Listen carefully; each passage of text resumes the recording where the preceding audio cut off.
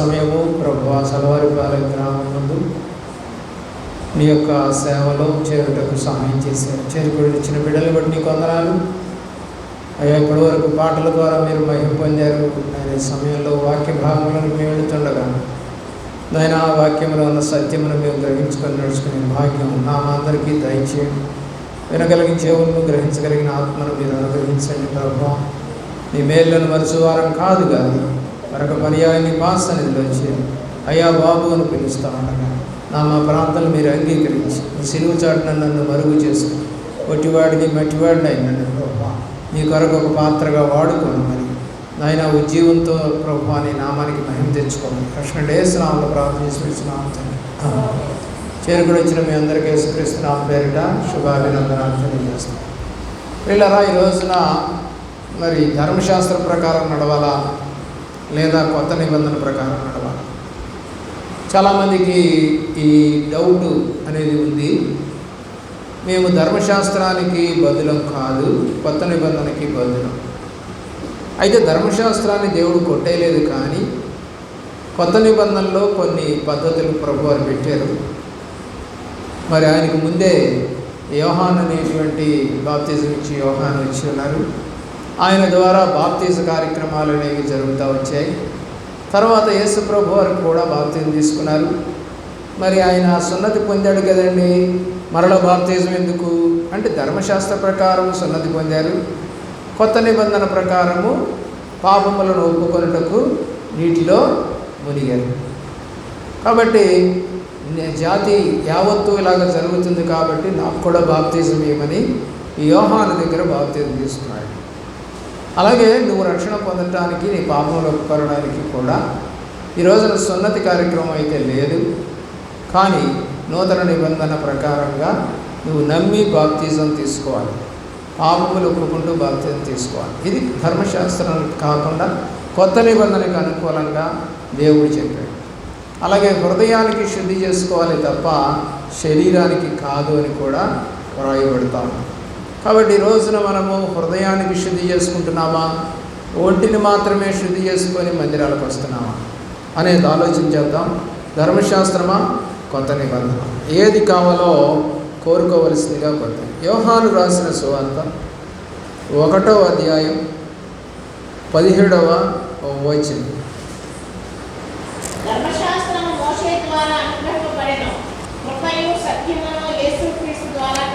కాబట్టి ధర్మశాస్త్రము ఎవరి ద్వారా వచ్చిందని చెప్తున్నారు?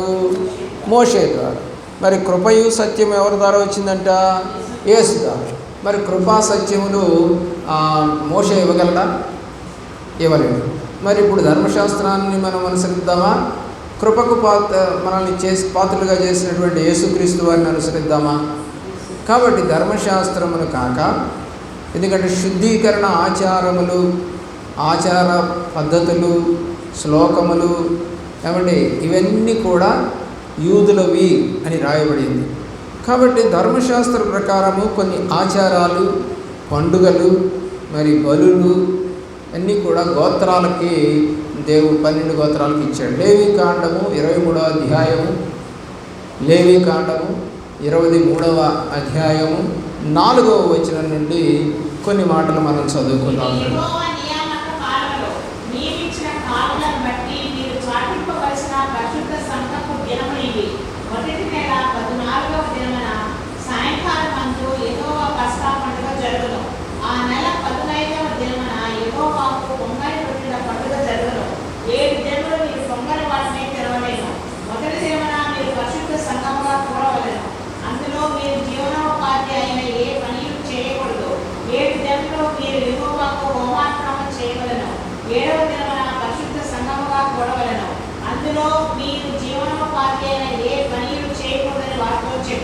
దేవుని ప్రేమించిన ప్రేమిళ్ళారా, ఈ వాక్య భాగాలు కనుక మీరు చదివితే ఇక్కడ ఏమేమి కనపడుతున్నాయి?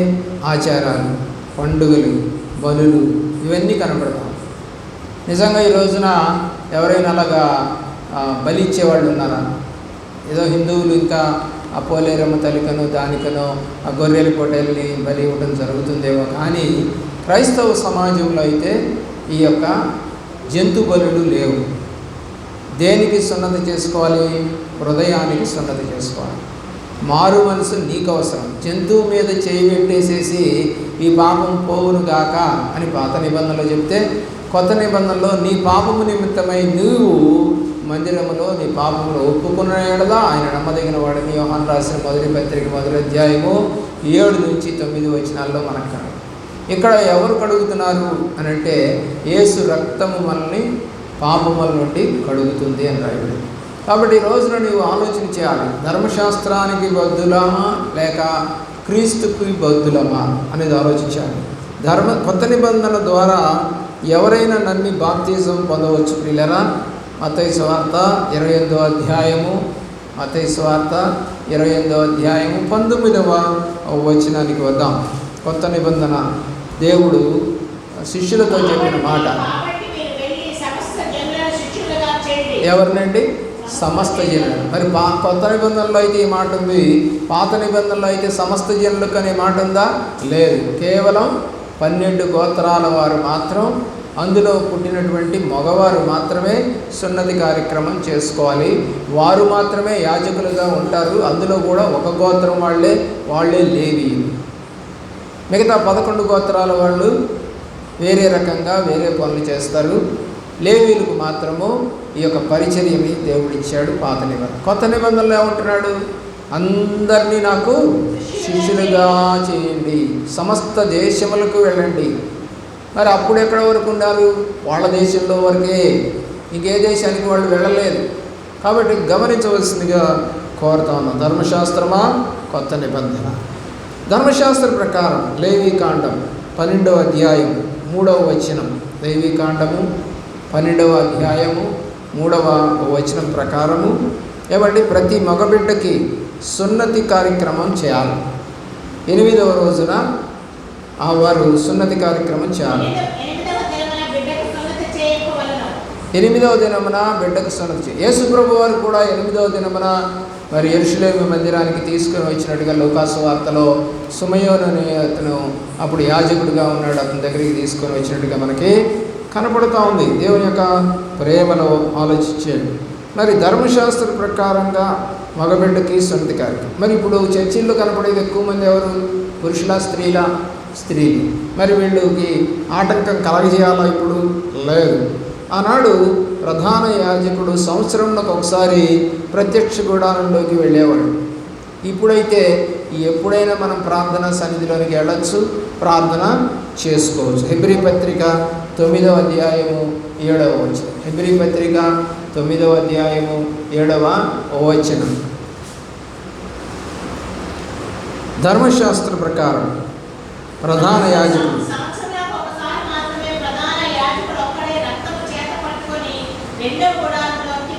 కాబట్టి ధర్మశాస్త్ర ప్రకారము పాత నిబంధనలో యాజకుడు ఒక్కసారి మాత్రమే ప్రత్యక్ష గుడారంలోకి ప్రవేశిస్తాడు. ఈరోజు ప్రభువారు చనిపోయిన తర్వాత ఆ ప్రత్యక్ష గుడారం యొక్క తెర నడిమికి చినిగిపోయింది. అంటే ప్రతి ఒక్కరూ కూడా గుడారంలోకి వెళ్ళొచ్చు, ప్రతి ఒక్కరూ ప్రార్థన చేసుకోవచ్చు, ప్రతి ఒక్కరూ మారు మనసు పొందవచ్చు, ప్రతి ఒక్కరూ రక్షణ పొందవచ్చు, ప్రతి ఒక్కరూ సువార్త చేయవచ్చు, ప్రతి ఒక్కరూ దేవుని మహిమపరచవచ్చు. అదేదో ఒక గోత్రానికో ఒకరికో మాత్రమే కాదు అని బైబిల్ సెలవిస్తాను. కొత్త నిబంధన ప్రకారము ప్రతి వారం సేవకుడు మరి వచ్చి దేవుని సన్నిధిలో ఆత్మతో సత్యముతో వాక్యమును సేవ చేస్తూ నడిపిస్తూ ఉంటాడు. పాత నిబంధనలో తప్పు చేస్తే బలులు ఇవ్వాలి. చాలా రకాల బలులు ఉన్నాయి పాత నిబంధన, అవన్నీ చెప్పడానికి కాదు కానీ సమయం. పాత నిబంధన అంతా కూడా ప్రాయశ్చిత్త బలిని, అలాగే పాప పరిహారార్థ బలిని, అలాగే కృతజ్ఞత బలిని, రకరకాల బలులు, అలాగే పస్కా యొక్క పశువుని కోయాలని, మరి ఆ యొక్క బలారాధన తీసుకోవాలి అంటే సున్నతి పొంది ఉండాలి, ప్లస్ ఇంటికి ఒక గొర్రె పిల్లని తేవాలని. అవన్నీ ఏం లేవు ఇప్పుడు. అవన్నీ కూడా దేవుడు కొట్టేసి ప్రతి ఒక్కరూ దేవుడి సన్నిధికి రావచ్చు, మరి ప్రార్థన చేయొచ్చు, మరి పాలు పంపులు పొందొచ్చు. ప్రతి వారికి కూడా కావలసిన ప్రతి అవసరం కూడా దేవుడి దగ్గర అడిగి పొందుకోవచ్చు. సేవకుడే ప్రార్థన చేయాలని కూడా లేదు. అక్కడైతే యాజకుడు తప్పనిసరిగా ఉండాలి. ఇక్కడ యాజకుడు లేకపోయినా చూడండి, మనం చూస్తూ ఉంటాం, యాజకుడు ఏమి ప్రార్థన చేయలేదు. సమూయేలు మొదటి గ్రంథము 1వ అధ్యాయము 10వ వచనంలో ఆమె ఒక్కతే పోయి మరి మందిరంలో ప్రార్థన చేస్తూ ఉంది. చదవండి 1వ అధ్యాయము 10వ వచనం.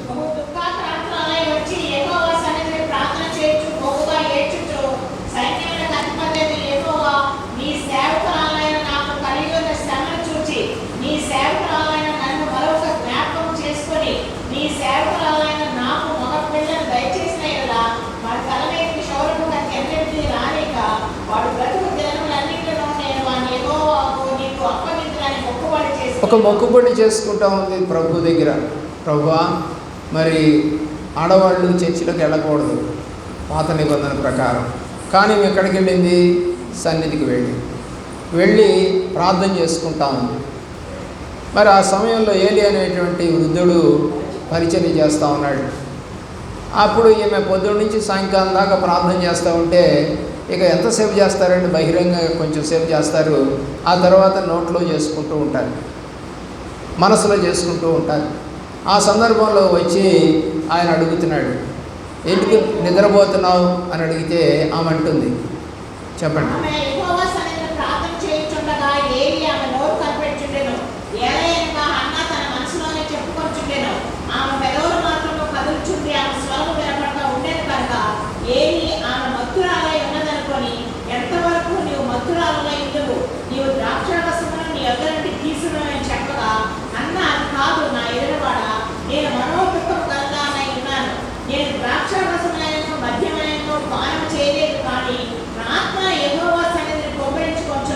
అంటే ఆ రోజులలో స్త్రీలు కూడా ద్రాక్షరసం తాగి మత్తులై ఉంటారన్నమాట.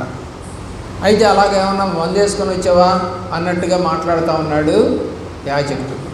అయితే ఆమె అంటుంది, అయ్యా, నేను ఏ ద్రాక్షరసము తాగలేదు, నేను మాత్రం మత్తురాలుగా లేను, నా యొక్క మనోదుఖము చేత నేను నా హృదయమును దేవుని వద్ద కుమ్మరిస్తూ ప్రార్థన చేసుకుంటున్నాను అని చెప్పింది.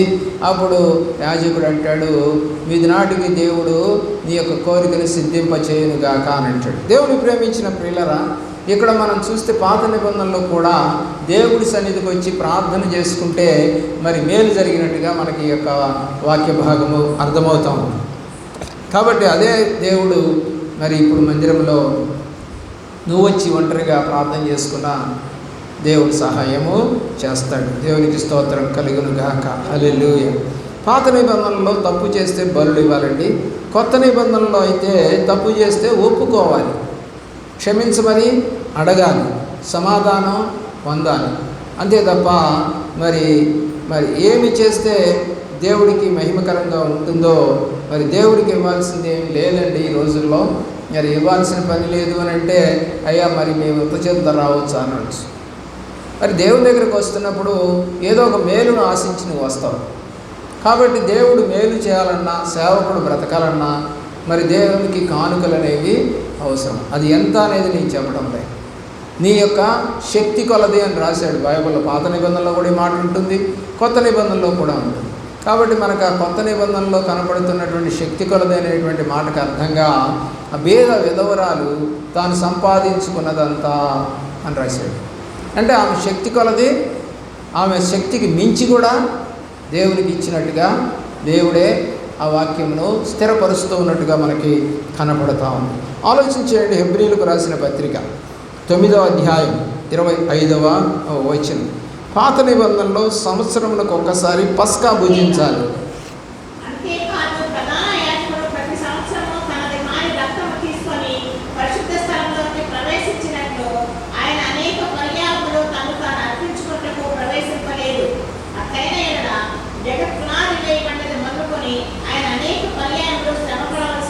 దేవుని ప్రేమించిన పిల్లరా, ఒక్కసారి మాత్రమే సంవత్సరమునకు నీసాన్ అనేటువంటి నెల 14వ తేదీన వారందరూ కూడా యెరూషలేముకి వచ్చి కుటుంబాలతో కలిసి వచ్చి మరి వారు ఒక గొర్రె పొట్టేలు తీసుకొని వచ్చి దాన్ని వధించి ఆ యొక్క భోజనం చేయాలి.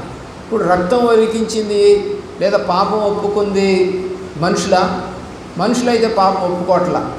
ఏమని చెప్తున్నారు?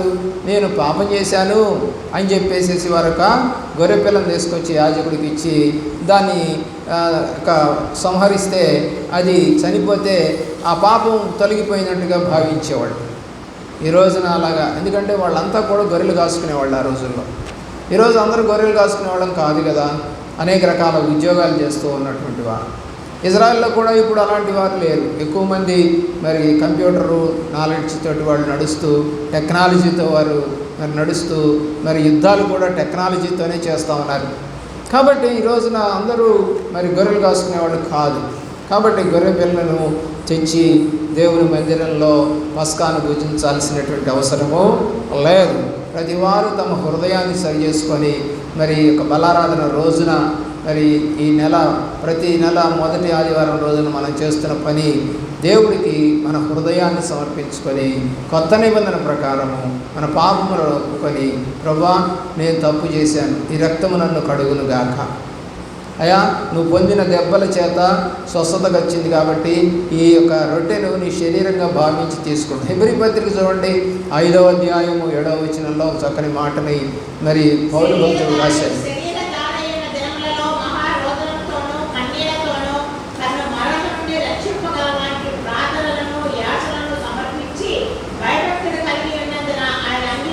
కాబట్టి ఎలాగా ఉంటే అంగీకరించబడతామో ఇప్పుడు కొత్త నిబంధనలో దేవుడు వాక్యం సెలవిస్తాం. పాత నిబంధనలు ఎలాగ అంగీకరించబడతామంటే బలులు తీసుకొచ్చి ఎవరైనా ఎప్పుడైనా మందిరానికి వెళ్ళొచ్చు. యాజకుడు ఎప్పుడు ఉంటాడు, యాజకుడు ఉన్నాడా లేదని తెలుసుకోవడానికి గుర్తు ఏంటంటే ఎప్పుడు ధూపం పైకి లేస్తూ ఉండాలి. అంటే ధూపం వెలుగుతూ పొగ్గనపడుతూ ఉందంటే సేవకుడు అక్కడ ఉన్నట్టే. ఇప్పుడు వెళ్ళొచ్చు మనం. కానీ ఇప్పుడైతే మనము కొన్ని ప్రాంతాలకి, కొన్ని గుళ్ళకి కొంతమంది వెళుతూ ఉన్నప్పుడు ఎప్పుడు తెరిచి ఉంటాయి. ఎప్పుడు ఉదయకాలము 5 గంటల నుంచి రాత్రికాలం 10 గంటల వరకు నువ్వు పోయి స్వేచ్ఛగా ప్రార్థన చేసుకోవచ్చు. కాబట్టి నువ్వు అలాంటి పని ఎప్పుడన్నా చేసావా? నీకు మనస్తాపంగా ఉంది, చక్కగా నడుచుకుంటూ వెళ్ళి చర్చికి వెళ్ళి ప్రార్థన చేసుకోవచ్చు కదా ప్రశాంతముగా. దేవుని ప్రేమిస్తున్నటువంటి ప్రియ బిడ్డల, పరలోక రాజ్యానికి వెళ్ళాలి అని అన్నా కూడా కొత్త నిబంధన మార్గం తెలుస్తాం. కొత్త నిబంధనలో వారం వారం బలారాధన తీసుకోవచ్చు, నెలకి బలారాధన తీసుకోవచ్చు. ఎలా తీసుకున్నా తప్పులేదు. వారం వారం తీసుకుంటే ప్రతి వారం కూడా నీ పాపములను ఒప్పుకుంటూ సమాధానపడుతూ పరిశుద్ధంగా జీవించడానికి నువ్వు ఇష్టపడాలి.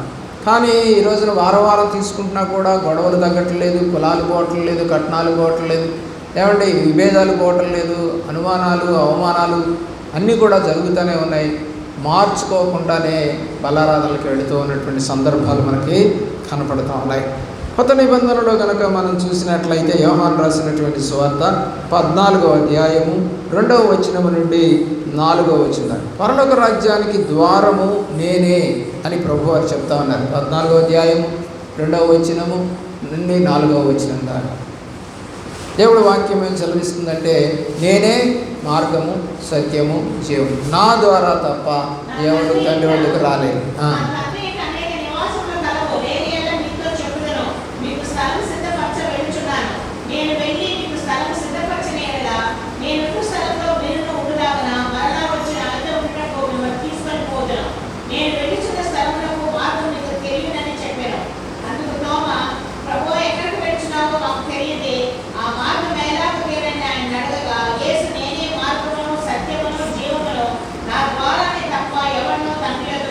కాబట్టి పరలోక రాజ్యానికి ద్వారాన్ని నేనే అని చెప్పాడు యేసుప్రభువు. పాత నిబంధనలో యెహోవా ఎప్పుడు అలాగే చెప్పలేదు. మీకోసం నేనేమి స్థలం సిద్ధపరుస్తున్నానని అక్కడ రాయబడలేదు. మరి ఆనాడు చనిపోయిన పరిశుద్ధంగా జీవించిన దేవుడి పని చేసిన వాళ్ళంతా ఎక్కడ ఉంటారు? ప్రభు యొక్క మార్గంలోనే ఉంటారు. ఎందుకంటే దానికి ఉదాహరణ ఒకటే మనకి, హానోకు దేవుడు తీసుకొని పోయాను, ఏలియాని దేవుడు తీసుకొని పోయాను అని చెప్పి వాళ్ళంతా ఎక్కడ ఉంటారు? ఇప్పుడు మోషే యొక్క సమాధి లేదు, మరి ఎక్కడున్నాడు ఇప్పుడు? అక్కడ వాళ్ళంతా కూడా పరిశుద్ధులుగా ఉంటారని ప్రకటన గ్రంథంలో వాళ్ళంతా కూడా ఆయన యొక్క రాజ్యంలో ఉన్నట్టుగా, వారంతా అడుగుతున్నట్లుగా, ఇంకా ఎప్పటికీ తీర్పు తీరుస్తావు లోకానికని అడుగుతున్నట్టుగా మనకి ప్రకటన గ్రంథంలో కనపడతా ఉంది. అయితే దేవుడైతే ఇక్కడ మనకి యేసు ప్రభు అని చెప్తున్న మాట ఏంటంటే, నేనే మార్గం సత్యము జీవము, నా ద్వారా తప్ప ఎవరు రాలేదు. కాబట్టి మనం ఎవరిని నమ్మి బాప్తిసం తీసుకోవాలి? యేసుక్రీస్తుని నమ్మి బాప్తిసం తీసుకోవాలి. పాపంలో ఒప్పుకుంటూ బాప్తిసం తీసుకోవాలి. అపోస్తల కార్యగ్రంథము 28వ అధ్యాయము 20వ వచనం. అపోస్తల కార్యగ్రంథము 20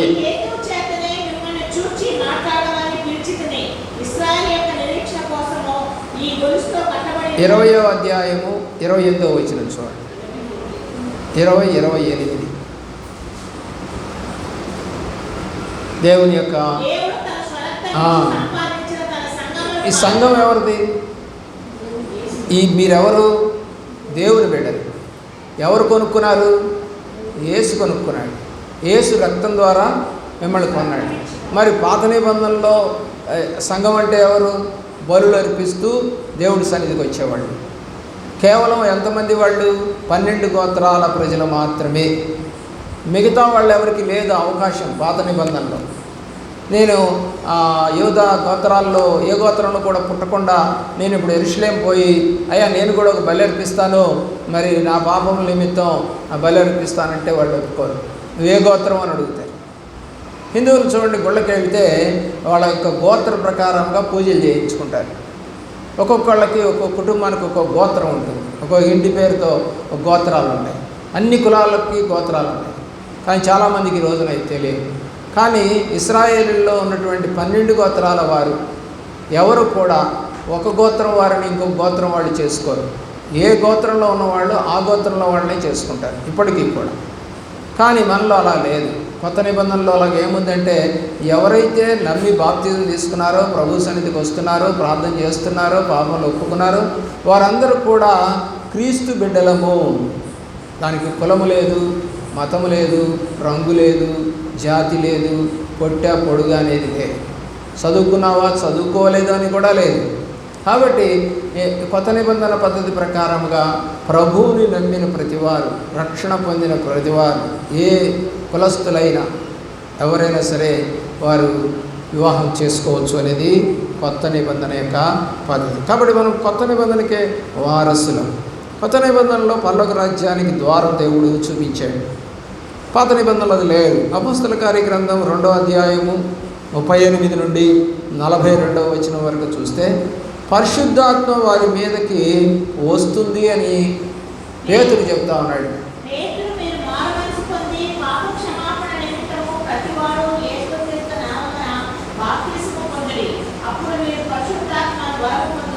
ఎవరి నామమున బాప్తిజం తీసుకుంటే పరిశుద్ధాత్మ వస్తుంది?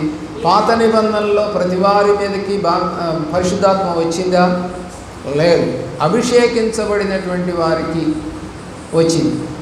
సౌలును అభిషేకించారు, ప్రభు యొక్క ఆత్మ అతని మీదకి వచ్చింది. దావీదుని అభిషేకించారు, దావీదు మీదకి దేవుడి ఆత్మ దిగి వచ్చింది. అలాగే మోషేతో పాటుగా వస్తున్నటువంటి దాతాను, కోరహు, అభిరాములు కూడా మాకు పరిశుద్ధాత్మ మాతో కూడా మాట్లాడుతున్నాడని వాళ్ళు ఎదిరించడం జరిగింది.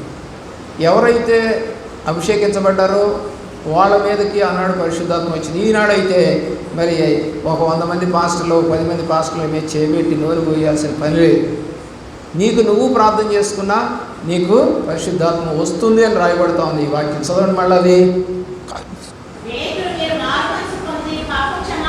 మారు మనసు పొంది పాపక్షమాపణ నిమిత్తం బాప్తిజం తీసుకుంటే పరిశుద్ధాత్మ అనే వరం మీ మీదకి వస్తుంది. పరిశుద్ధాత్మ వరానికి కొన్ని సూచనలు మనకు కనబడతాయి. అంటే నీ పాత జీవితం పోతుంది. 2 కొరింథీ పత్రిక 5వ అధ్యాయము 17వ వచనం ప్రకారము పాతవి గతించెను, సమస్తము నూతనమవుతాయి. కాబట్టి నీ జీవితంలో మార్పు రావాలి. బాప్తిజం తీసుకున్నానంటే కాదు, డబ్బుల కోసం బాప్తిజం తీసుకుంటున్నావా? ఏం చేసినా నువ్వు పర్వాలేదు, చర్చికి వెళ్తే చాలు అనుకుంటున్నావా? ఏమండి, నువ్వు ఎక్కడ పుట్టావు, ఎవరు రక్షణ ఇచ్చారు నీకు, మరి అదంతా మర్చిపోతున్నావా? నువ్వు మీ అమ్మానాన్నలు మర్చిపోతావా భూమి మీద ఉన్నప్పుడు? ఆలోచించేయండి. చాలామంది పిల్లలు మరి అమ్మానాన్నలకు తెలియకుండా వివాహాలు చేసుకొని పోతున్నారు. ఒక 3-4 సంవత్సరాలు అలాగ ఉన్న తర్వాత మళ్ళీ వాళ్ళు ఏమవుతున్నారు? కలిసి బ్రతుకుతున్నారు. మరి ప్రభు దగ్గరకు వస్తున్నటువంటి నీవు ఒకవేళ ఏదైనా నీకు నచ్చనిది సంఘంలో ఉంటే ఏదో కొన్నాళ్ళు నువ్వు దూరంగా ఉండి మళ్ళా ఎక్కడైతే నువ్వు రక్షించబడ్డావో ఆ ప్రాంతానికి వెళ్ళాలి కదా. కానీ అలా చేయట్లేదు. ఎందుకని? కాబట్టి ఈ రోజున అలాగా చిలవల పొలవగా వారికి ఇష్టమైనటువంటి తిమోతి గ్రంథంలో రాయబడతా ఉంది మాటలు. ఏమనంటే తమకిష్టమైన బోధకులను వారు సమకూర్చుకొనిచున్నారు. వాళ్ళు ఎలాంటి వారంటే దురద చెవులు కలిగిన వారు. వాళ్ళకి దేవుడి మాటలు నిజంగా చెప్తే నచ్చవు. వాళ్ళ దోషములు, వాళ్ళ అపరాధములు, వాళ్ళ క్రియలు బైబిల్ ప్రకారం ఇలాగా జరుగుతుంది అని కనుక చెప్తే ఇది మా గురించే చెప్పారని ఎంతోమంది మానేసేవారు ఉన్నారు, మానుతున్న వారు ఉన్నారు, రాకుండా ఉన్నవారు ఉన్నారు, తిరిగి లోకంలో కలిసిపోయిన వారు ఉన్నారు, ఎంతోమంది ఉన్నారు. దేమా ఇహలోకమును ప్రేమించి అని రాయబడింది. పౌలు భక్తుడు అంటాడు, దేమా ఏమయ్యాడంట? ఇహలోకమును ప్రేమించాడంట. అలెగ్జాండరు వాడు లోకమును ప్రేమించి నాకెంతో కీడు చేశాడు. మరి దేవుడితో ఉన్నవాళ్ళు కూడా కీడు చేస్తారా? చేస్తున్నట్టుగా బైబిల్లో కనబడతా ఉంది. కాబట్టి ఇస్కరియోతు యోధా మరి మోసం చేశాడు, అన్యాయం చేశాడు, దొంగతనం చేశాడు అనేది బైబిల్ సత్యం. కొంతమంది డబ్బులు ఇచ్చి పరిశుద్ధాత్మ కావాలని కోరుకున్నారని కూడా బైబిల్లో రాయబడింది. కొంతమంది పరిశుద్ధాత్మను ధిక్కరించినప్పుడు వాళ్ళ కన్నుకి కనుమొప్పు కలగజేసెను అని చెప్పి కూడా రాయబడింది అపోస్తల కార్యగ్రంథంలో పౌలు ద్వారా. కాబట్టి మీరు నమ్మి బాప్తిజం తీసుకోవాలి, అప్పుడు పరిశుద్ధాత్మ అనే వరం వస్తుంది. మరి పాత నిబంధనలో ఏ గోత్రం వారు ఆ గోత్రం వారిని వివాహం చేసుకోవాలి, అలాగే లేవి గోత్రం వారు మాత్రమే పరిచర్య చేయాలి. కొత్త నిబంధనలో రక్షణ పొందిన ఎవరైనా ఎవరినైనా వివాహం చేసుకోవచ్చు, పరిచర్య చేయవచ్చు, చదువుకునే వాళ్ళు కావచ్చు, చదువుకునే వాళ్ళు కావచ్చు. పాత నిబంధనలో 10వ భాగం చెల్లించాలని దేవికాండము దేవుని 27వ అధ్యాయము 30వ వచనంలో కనపడతా ఉంది. 10వ భాగం చెల్లించాలి మీరు తప్పనిసరిగా. 12 గోత్రీకులు చదవండి, 27, 30. లేవికాండం త్వరగా తెరవండి.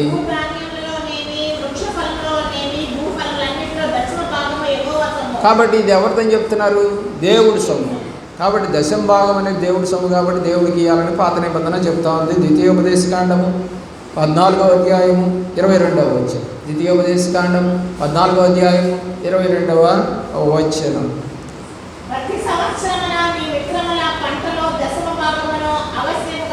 కాబట్టి తప్పనిసరిగా దేవుడి సన్నిధికి తీసుకురావాలి అని ఒక నిబంధన కొత్త నిబంధనలు కానీ పాత నిబంధనలు కానీ మనం చూస్తే ఎలా కనబడుతుంది. కొత్త నిబంధనలో మరి 10వ భాగం ఇవ్వాలా, తక్కువ ఇవ్వాలా, ఎక్కువ ఇవ్వాలా, ఎంత ఇస్తే దేవుడు కరుణిస్తాడు అనే మాటలు మనం చూస్తే రోమాపత్రిక 12వ అధ్యాయము 1-2 వచనాలు. 10వ భాగాలు దేవుడు కోరటం లేదు, కానీ మీ హృదయములు మీ అవయవములు ఆయనకి సమర్పించుకోవాలి. చదవండి.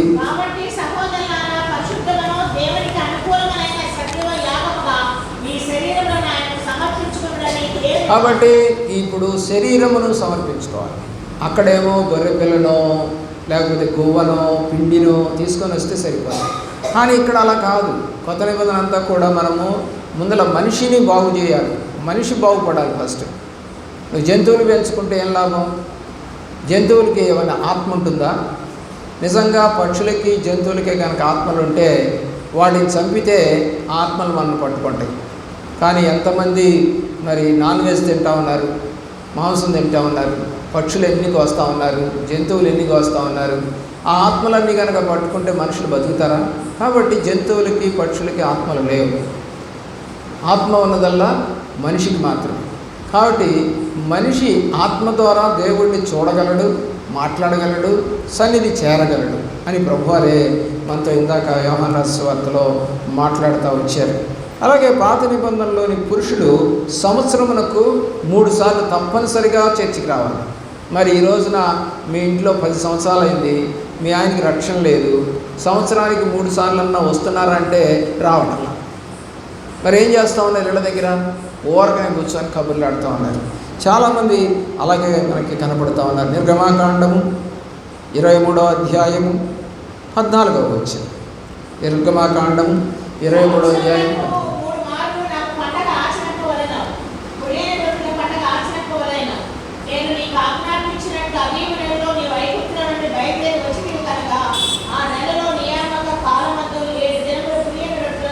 దేవుని ప్రేమిస్తున్నటువంటి ప్రియమిట్లరా 3 సార్లు పండుగ చేయాలి. 34వ అధ్యాయము 23వ వచనం.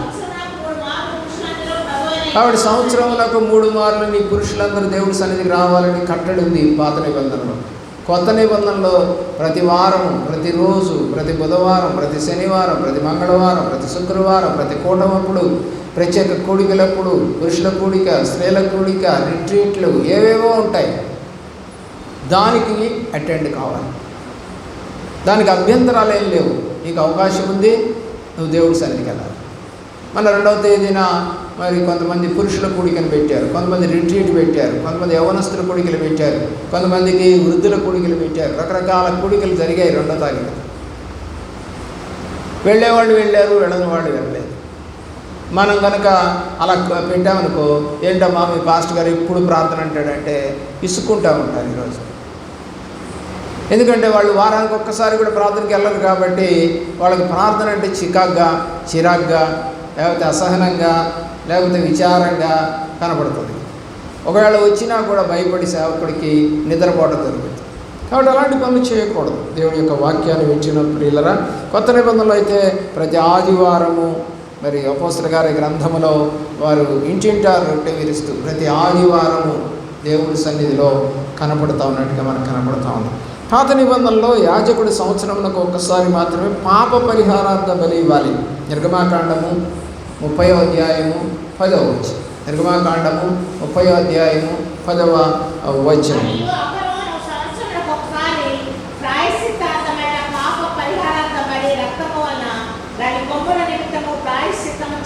కాబట్టి సంవత్సరానికి ఒకసారి ప్రాయశ్చిత్తం. మరి ఇప్పుడు పాపం చేసావు, సంవత్సరం దాకా మనము ఎన్ని పాపాలు చేస్తూ ఉంటాము, ప్రాయశ్చిత్త బలి అవసరం లేదా? ఆలోచించు. అందుకని బలారాధనలు పెట్టింది. ఈ బలారాధనలో అన్న కనీసం చర్చికి వచ్చిన వాళ్ళు ఒకరితో ఒకళ్ళు సమాధానంగా ఉంటాం. చూడండి, చర్చిలు చాలామంది ఉంటారు కానీ సమాధానం లేకుండా ఉంటారు, మాట్లాడుకోరు. ఇది మంచి పద్ధతి కాదు కదా. అందుకని బలారాధన తీసుకోబోయే ముందే నీకు ఎవరి మీదైనా ఆయాసం ఉంటే పోయి క్షమాపణ అడిగి అప్పుడు బలారాధన తీసుకోవాలని మత్తయి సువార్త 5వ అధ్యాయంలో నీ అర్పణను అక్కడ వదిలిపెట్టి నీకు ఎవరితో అయినా విరోధం ఉండి పోయి నువ్వు సమాధాన పడరమని వాక్యం సెలవిస్తుంది. ఈ రోజున అలాగా మన దగ్గర నుంచి వెళ్ళిపోయిన వారు కూడా సమాధానం లేకుండానే తిరుగుతున్నట్టుగా మనం చూస్తాం. వారు అనుకుంటున్నారు మేము సమాధానంతోనే. సమాధానం అంటే అర్థం ఏంటి? సమాధానం అంటే అర్థం ఏంటి? ఆలోచించేయండి. ఈరోజు సమాధానానికి ఛాలెంజెస్కి చాలా తేడా ఉంది. కాబట్టి ఛాలెంజ్ చేయబాకు. ఎప్పుడు కూడా అది మంచి పద్ధతి కాదు, దేవుడికి ఇష్టం లేనటువంటి పని అది. కాబట్టి పాత నిబంధనలో భూమికి 7వ సంవత్సరం విశ్రాంతినివ్వాలి. లేవీకాండము 25వ అధ్యాయము 4-5 వచనాలు. 25వ అధ్యాయం 4. మరి కొత్త నిబంధనలు ఎవరైనా మరి 7 సంవత్సరాల తర్వాత మరి భూమిని వదిలేస్తూ ఉన్నారా? ఎవరు వదిలేయట్లేదు. కొత్త నిబంధనలో పద్ధతి లేదు. చదవండి.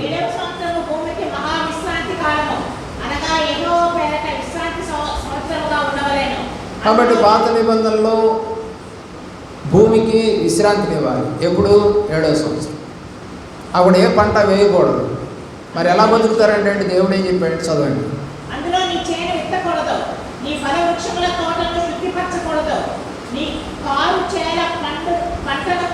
సరే, దేవుని యొక్క ప్రేమలో పిల్లరా, ఆ వాక్య భాగములన్నీ కూడా ఏమైనా ఉంటాయంటే మీరు తప్పనిసరిగా 7వ సంవత్సరం భూమిని ఏమీ వేయకుండా వదిలేయాలి.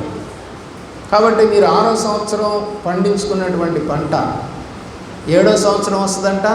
మరి 7వ సంవత్సరం వేస్తేనే కదండి 8వ సంవత్సరానికి వచ్చేది. మరి ఇంకొక సంవత్సరం కూడా రావాలంటే 2 సంవత్సరాలకు సరిపడినటువంటి సమృద్ధి అయిన పంట. దాన్నే ఎస్కేల్ గ్రంథంలో ఏమంటాడంటే రెండింతల ఆశీర్వాదం. రెండింతల ఆశీర్వాదం అంటే 6వ సంవత్సరంలో పంట పండించావు, 7వ సంవత్సరంలో పంట పండించట్లేదు కాబట్టి 7వ సంవత్సరంలో తింటావు, విత్తనం వేయలేదు కాబట్టి అది వచ్చేది మళ్ళీ నీకు 8వ సంవత్సరానికి వస్తుంది. కాబట్టి మరి 8వ సంవత్సరం పంట వేసుకొని తినే లోపే మరి 2 సార్లు తినాల్సి వస్తుంది. కాబట్టి సమృద్ధి అయిన పంట, రెండింతల ఆశీర్వాదం బైబిల్లో కనపడతా ఉంది. వారు ఎప్పుడు కూడా చనిపోలేదు, ఆహారం లేదు అని చనిపోలేదు. 7వ సంవత్సరం విశ్రాంతి దినం ఇచ్చినప్పుడు వారికి ఆహారం లేకుండా ఎప్పుడు లేదు. సరిపడా ఆహారమున దేవుడు ఇచ్చినట్టుగా మనం చూస్తామన్నా. కాబట్టి మనం జ్ఞాపకం చేసుకోవాల్సింది ఏంటంటే లేవీకాండంలోనే 25వ అధ్యాయం 11వ వచనం చూడండి. ప్రతి 50 సంవత్సరములకు ఒకసారి సునాదనాద సంవత్సరం అని చేయాలి. కాబట్టి ఏంటంటే 7 సంవత్సరం చొప్పున 7వ సంవత్సరాన్ని వదిలేస్తే 7 ఏళ్ళు ఎంత? 49 ఏళ్ళు. ఆ తర్వాత వచ్చే సంవత్సరం ఏ సంవత్సరం అవుతుందంట? సునాదనాద సంవత్సరం, అంటే సంతోషించే సంవత్సరంగా దేవుడు చేస్తాడు. అలా చేయనందువల్లే 70 ఏళ్ళ పాటు వాళ్ళు ఆ యొక్క ఐగుప్తు బబులోని చెరకు వెళ్ళిపోయారు. కారణం ఏంటంటే 70 × 7 వేసుకుంటే 7 ఏళ్ళు 490 సంవత్సరాల కాలంలో 7 సంవత్సరాలు అనేటువంటిది మనం లెక్కేసుకుంటూ పోతే వాళ్ళు ఇవ్వలేదు కాబట్టి ఆ భూమికి విశ్రాంతినివ్వడం కోసమని ఆ భూమిని సేద్యపరచకుండా చేసి అందులో ఉన్నదంతటిని మనుషులతో సహా దేవుడు ఆ యొక్క నెబుకద్నెజరుకి అప్పగించాడు. పాపం అది. దేవుడు చెప్పిన ఆజ్ఞను మీరారు. అయితే ఈ కొత్త నిబంధనలో అలా వదిలేస్తున్నామా? పొలాన్ని 7వ సంవత్సరం పండించుకుని వదిలేస్తాం? లేదు, దేవుడు చెప్పలేదు కొత్త నిబంధన. కాబట్టి ప్రతి తొలిచూలు దేవునిదే. పిల్లలే కాదండి, నీకు పుట్టినటువంటి దూడలు కావచ్చు, అలాగే మేకలు, గొర్రెలు, పక్షులు. చూడండి, నిర్గమాకాండం 13వ అధ్యాయం 12వ వచనం. నిర్గమాకాండం 13వ అధ్యాయము 12వ వచనాన్ని చదవండి ఒక మాట. దేవుని సన్నిధిలో 13:12. పశువులలో